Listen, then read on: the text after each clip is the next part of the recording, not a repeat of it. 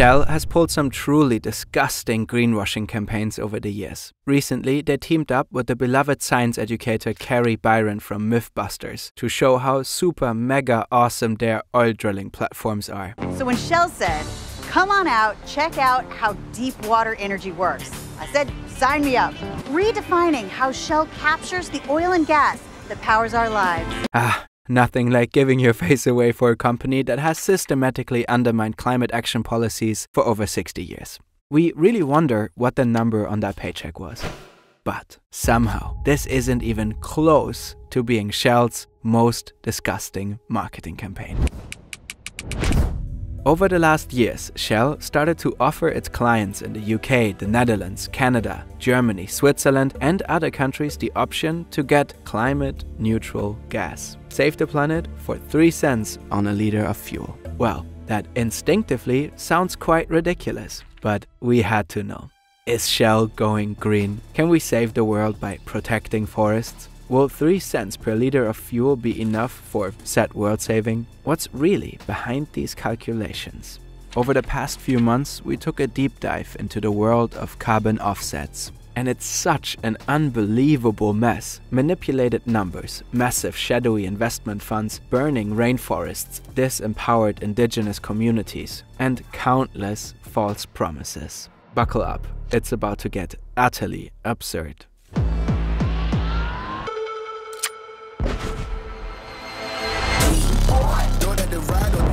Forests do this totally random thing where they burn down all the time. Can you really buy your way out of responsibility?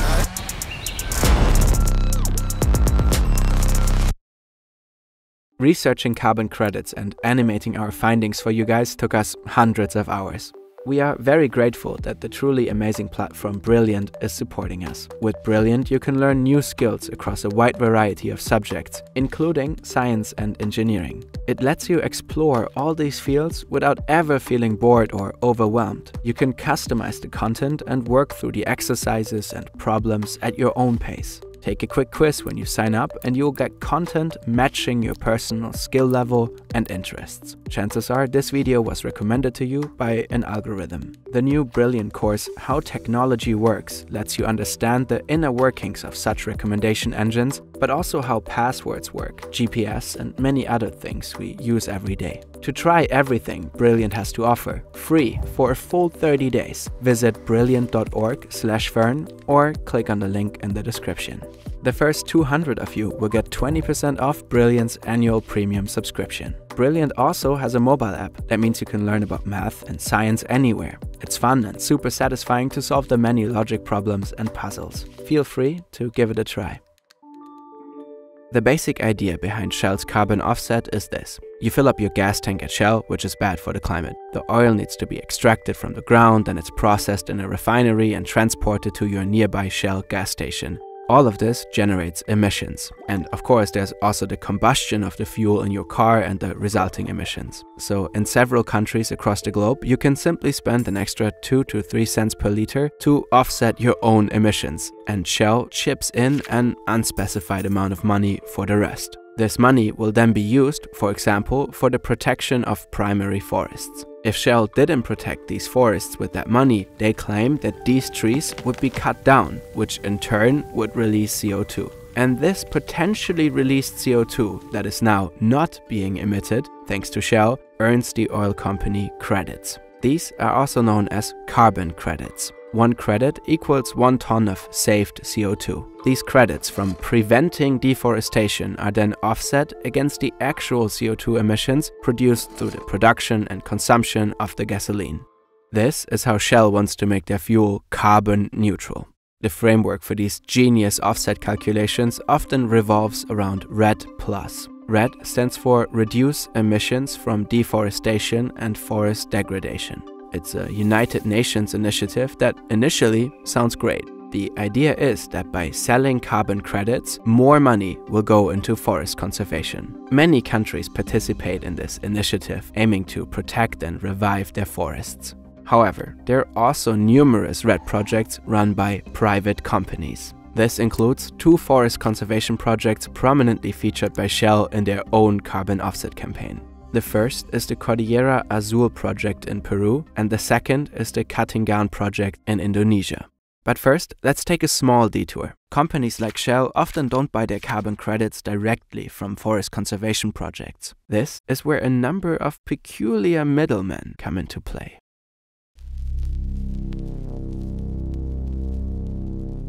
The organization managing the RED project in Peru is called CIMA. CIMA's initial primary partner was the Althelia Climate Fund. Funds like these raise significant amounts of money from investors to invest in sustainable projects.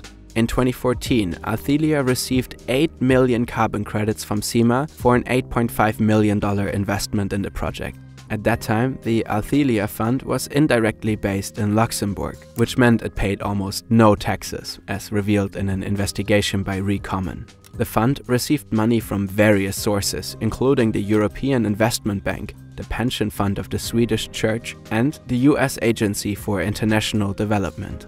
In an older presentation, Althelia simplified its business model. Projects like Cordillera Azul in Peru receive cash for project and give carbon credits to Althelia. The project goes on to do many good things in the region. The fund sells the credits for more cash, making it a perfect, green and socially responsible investment. In 2016, Althelia established Ecosphere Plus, which serves as the company's sales platform to promote their social and green projects. Until a few months ago, you could offset 1 ton of CO2 for $17 through the calculator on their website. Currently, this calculator is no longer active, but that was the price you pay for a carbon credit from Althelia without bulk discounts. Not bad, considering that at least the first 8 million credits were purchased for around $1 each. What a profitable investment. To date, Ecosphere Plus has sold over 45 million credits. Althelia collaborates closely with sustainability titans like Eneco, Ascent, and Shell. Althelia and Ecosphere Plus now indirectly belong to the portfolio of one of the world's largest asset managers. But they are by no means the only company that has built a business in this niche. Between the green stickers and billboards of corporations like Shell and the actual jungle, a massive shadow industry of intermediaries emerged. Of course, forest conservation projects in the global south need to be marketed somehow. For many middlemen, however, trading carbon credits seems to be just a way to make fast cash. There are leaked emails about credits being sold for 7 times their purchase price. Other providers are simply scammers, not to mention some rather questionable crypto blockchain projects. The list goes on. How much money from the purchase of carbon credits actually reaches these projects is often completely unclear. But as absurd as it may sound, this is just the tip of the iceberg.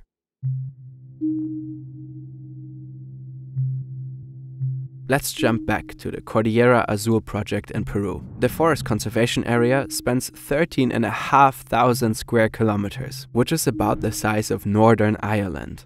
The grey area surrounding it is the buffer zone, which is even larger at 23,000 square kilometers. Around 350,000 people live within this zone. It exists to prevent people from entering the forest and cutting it down. CIMA, the organization that Althelia does business with, is set up as a non-profit. It has been managing the area on behalf of the Peruvian government since 2008, the same year it was declared a RED project. CIMA justified the supposed threat to the area based on a growing population. As in the coming decades, many people will move into the region and they will then cut down the rainforest for agriculture. To prevent this, we need money to protect the forest with additional resources. This in turn leads to a rather shaky calculation. Based on estimated population growth, a theoretical deforestation rate is calculated, which is based on the presumed future activities of hypothetical migrants. And only because CIMA's RED project would exist, all this theoretical deforestation and corresponding release of CO2 could be prevented. From 2009 to 2018, that was allegedly a full 25 million tons of prevented CO2, which can mostly be sold as carbon credits. Shell alone is said to have bought around 14 million credits from the project by early 2021. With these credits, Shell is, in part, offsetting the emissions of its customers. In reality, the area was already a protected national park long before 2008. In fact, it was declared a protected area by the Peruvian government in 2001. The buffer zone was also established back then. According to investigations by Unearthed and The Guardian, the idea that the forest would have been rapidly cut down due to a growing population is highly unlikely. They, for example, interviewed a staff member of the Peruvian Ministry for the Conservation of Natural Protected Areas who simply denied this alleged threat.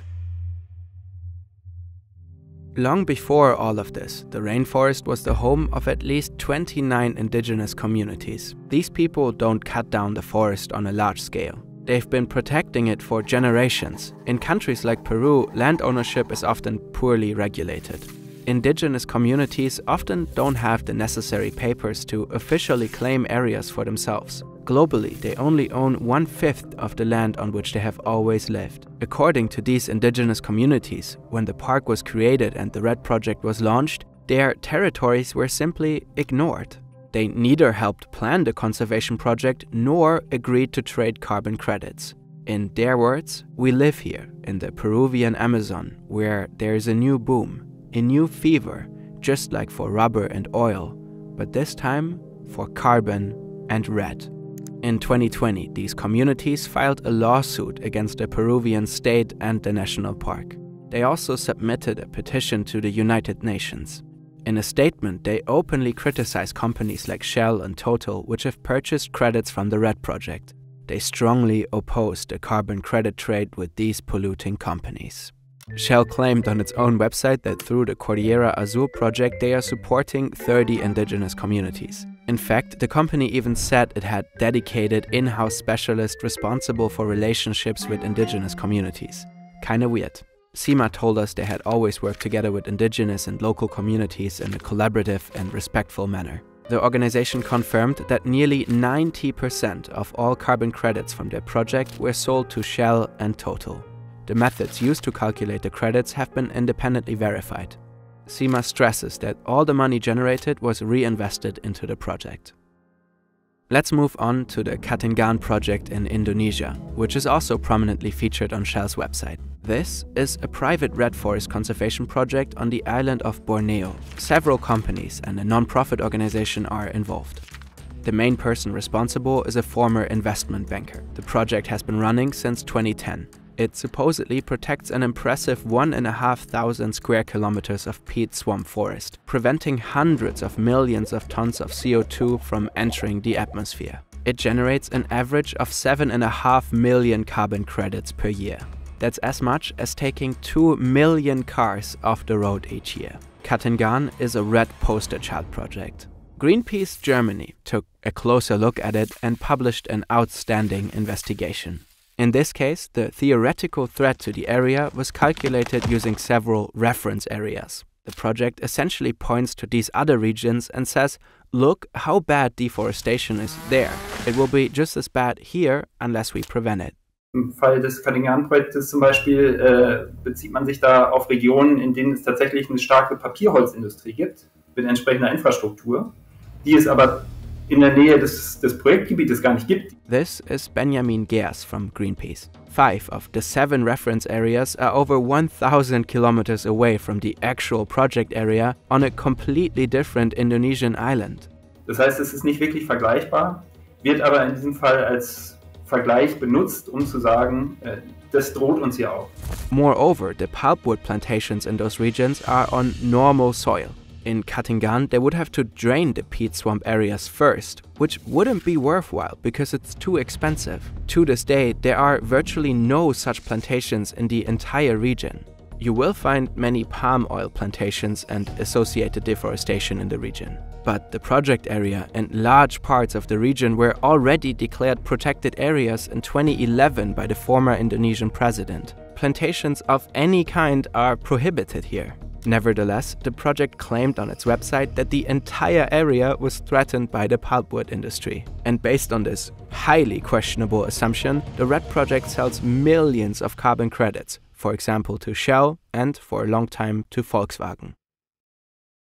Reportedly, there are numerous other problems with the project, including conflicts with the local population. Also für die Bevölkerung vor Ort, das zeigen Studien, hat sich die Situation im Wesentlichen verschlechtert.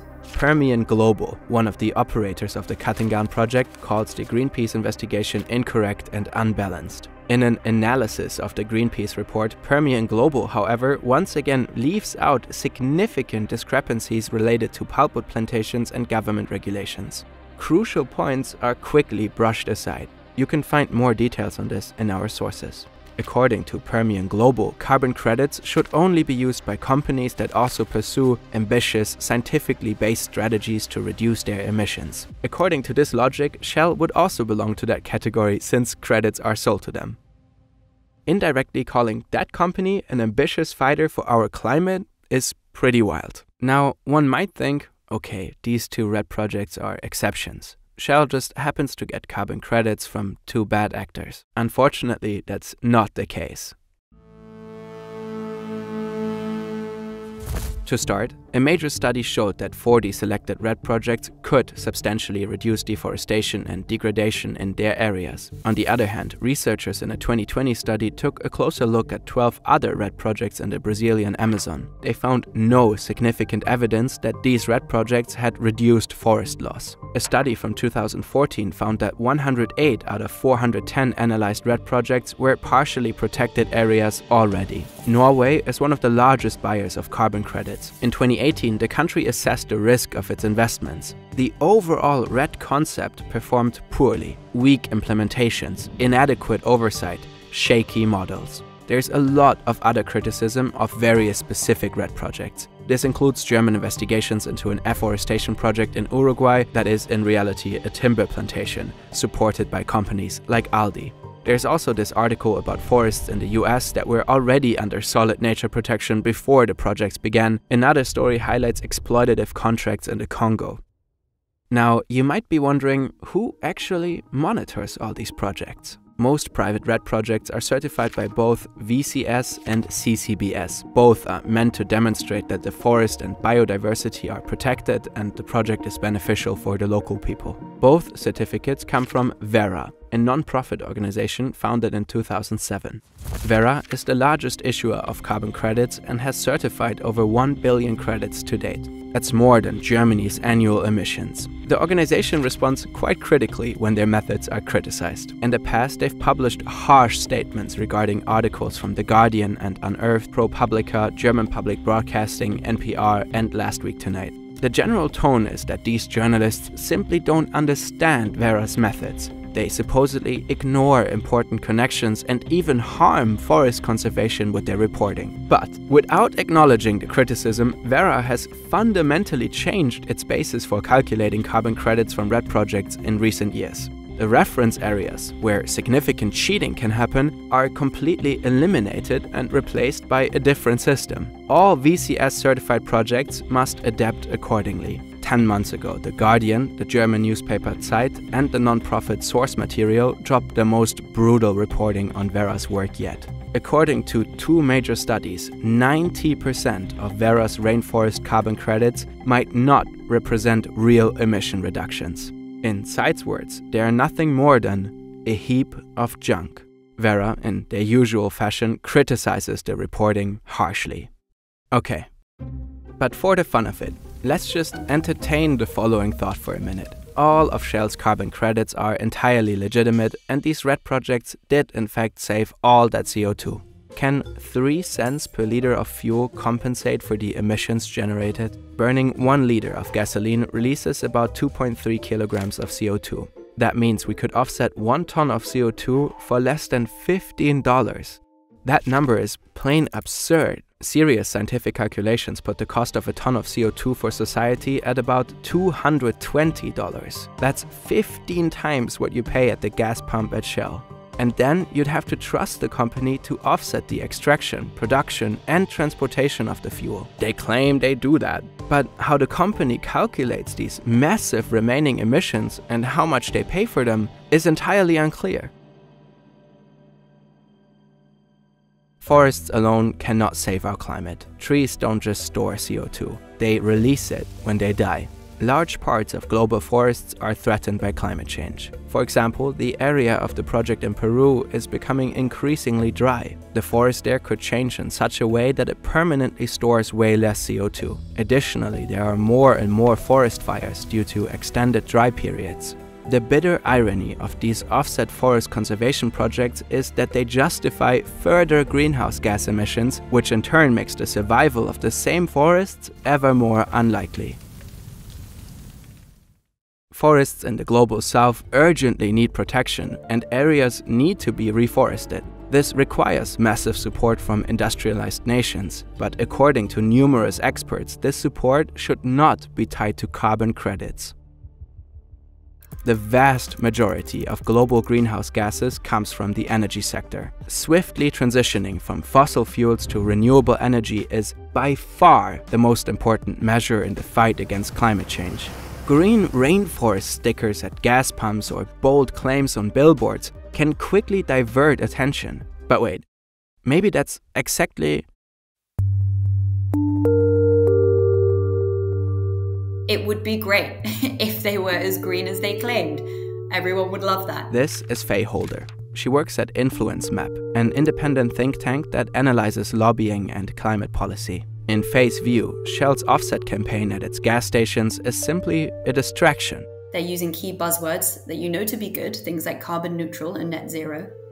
And so it's distracting really from what the solutions actually are, as well as distracting from the need for policy. Furthermore, the responsibility for a greener lifestyle is shifted onto individuals.